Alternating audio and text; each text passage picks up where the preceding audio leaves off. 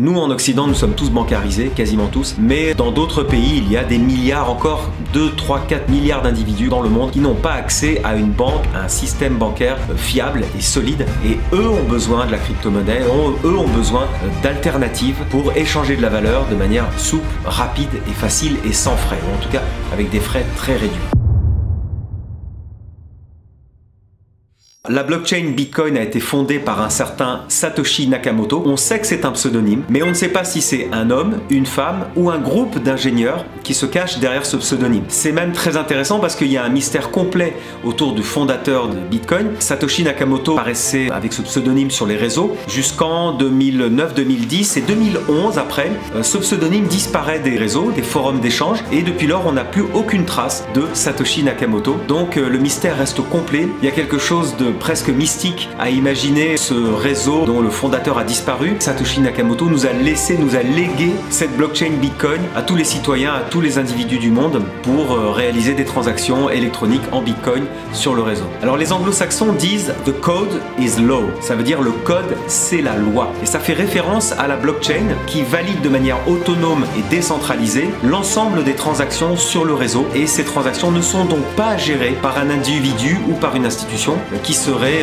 d'abord centralisatrice et qui serait non partiale dans l'exécution des tâches. Vous entendrez dire assez souvent que la blockchain et Bitcoin en général n'ont pas de valeur économique, voire même que leur valeur est nulle. Justement, ce point peut être abordé et explicité différemment. Vous voyez, en fait, la blockchain et Bitcoin, c'est parfaitement objectivable et tout à fait quantifiable. Et on peut définir une valeur économique même à la blockchain et à Bitcoin, de par d'abord le code informatique qui tourne à l'intérieur de la blockchain, qui tourne dans la blockchain, dans Bitcoin, c'est justement de la recherche et développement. Ce code, c'est de l'innovation. Ce code, c'est des années et des années de développement informatique. Donc, ça a de la valeur économique. Rajoutez à cela que miner les blocs nécessite de l'électricité et donc du travail informatique. Et ce travail d'extraction du Bitcoin, évidemment, c'est une formule, c'est une image. Pour extraire du Bitcoin, il faut que ces ordinateurs travaillent. Donc, il y a de l'énergie dépensée et tout cela, cet ensemble-là, amène de la valeur économique à la blockchain et à Bitcoin. Alors, il est impossible aujourd'hui de mesurer cette valeur économique. Est-ce qu'elle se reflète dans le prix du Bitcoin ou pas? Aujourd'hui, difficile de le dire, de le savoir même, mais la valeur n'est absolument pas nulle, très loin de là.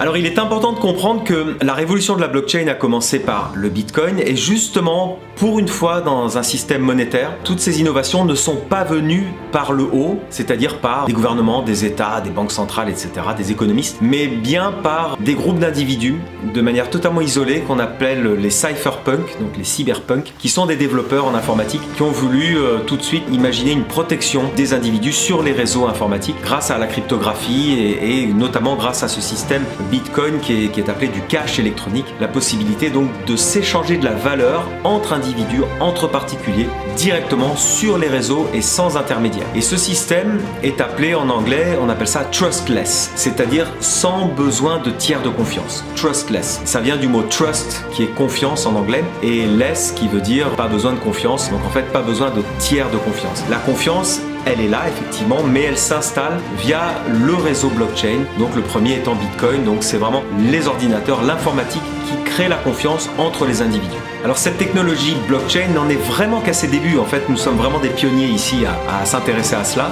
Bitcoin, c'est le premier bloc de Bitcoin a été miné en 2009, donc vous voyez c'est en fait assez récent par rapport à des systèmes informatiques, des systèmes financiers qui sont maintenant anciens. C'est la révolution de la confiance véritablement. Mais vous voyez on est en train d'assister à une véritable révolution de la confiance qui s'était toujours établie avant sur des tiers de confiance, des institutions, des entreprises, des banques, etc. Et là c'est l'informatique qui nous amène directement la confiance. C'est une révolution d'ampleur considérable. Certains parlent d'une nouvelle révolution industrielle parce que les impacts vont être énormes et vont être considérable sur tous les secteurs de la société, à la fois les entreprises, le business, mais aussi sociétalement, dans nos relations aux autres, dans nos relations dans des associations, par rapport même dans les familles, etc. La blockchain pourrait changer énormément de choses. Alors bien sûr, comme toute révolution, elle passe par des phases de test, des phases d'échec même, évidemment. On a commencé un peu à parler des problèmes de scam, donc des problèmes d'escroquerie, etc.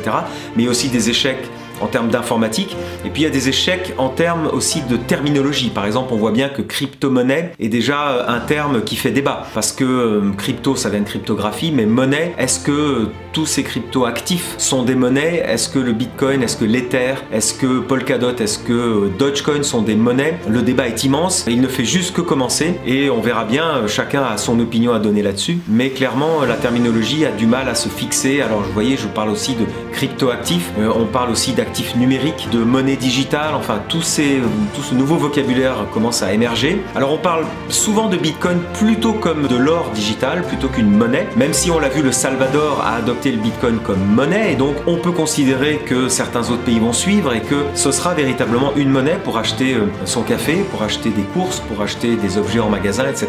Mais pour l'instant, c'est vraiment encore au stade tout à fait expérimental. On pense que Bitcoin, c'est plus de l'or parce qu'il y a une réserve de valeur, alors qui est certes très volatile, puisque le Bitcoin peut, vous savez, prendre plus 50% et perdre moins 50% en quelques jours aussi. Donc cette volatilité est encore un frein à l'adoption massive. On peut dire que oui, l'or est aussi volatile, mais beaucoup moins que le Bitcoin, mais l'or a plus de 2000 ans d'existence, ce qui n'est pas le cas du Bitcoin. On pense que le Bitcoin est très volatile car il n'a que 12-13 ans d'existence et progressivement cette volatilité va se calmer, va se tasser pour laisser place à des fluctuations beaucoup plus raisonnables qui permettront de se projeter dans l'avenir et de considérer véritablement Bitcoin comme de l'or ou comme une monnaie d'achat. Politiquement, on s'aperçoit que nous en Occident, nous sommes tous bancarisés, quasiment tous, mais dans d'autres pays, il y a des milliards, encore 2, 3, 4 milliards d'individus dans le monde qui n'ont pas accès à une banque, à un système bancaire fiable et solide et eux ont besoin de la crypto-monnaie, eux ont besoin d'alternatives pour échanger de la valeur de manière souple, rapide et facile et sans frais, ou en tout cas avec des frais très réduits. Eh bien, ils se tournent vers les crypto-monnaies et vers la DeFi, finance décentralisée, qui leur permet d'avoir accès à des produits financiers qui ne sont pas régulés par une entreprise, qui sont libres d'accès, avec lesquels on peut d'ailleurs accéder à partir de quelques euros, quelques dollars. On peut commencer à avoir des rendements passifs à partir de quelques dollars sur des protocoles décentralisés. Prenez en considération que nous en Occident, on a du mal à s'imaginer que ces outils soient nécessaires pour vivre naturellement, pour vivre de manière stable. Donc dans plein de pays, dans tous ces pays dits en voie de développement, la crypto-monnaie, la DeFi sont des outils absolument essentiels pour envisager l'avenir, pour mettre de l'argent de côté, pour financer les études de leurs enfants, pour préparer leur retraite, leur pension. Vous voyez que les crypto-monnaies et la DeFi permet de devenir son propre banquier, sa propre banque et d'envisager même de produire soi-même d'autres produits financiers et de lancer pourquoi pas un petit business sur ce type d'activité. Donc il faut imaginer dans ces régions assez reculées des jeunes individus, des entrepreneurs qui utilisent la crypto et la DeFi pour fournir des services financiers dans le monde entier et grâce à ce système décentralisé de la blockchain. C'est assez impressionnant, on en reparlera, mais faites vos recherches, vous verrez, il y a plein de projets dans ce domaine-là et c'est un bouleversement d'ordre politique et d'ordre géopolitique que le Bitcoin amène et que la blockchain amène maintenant.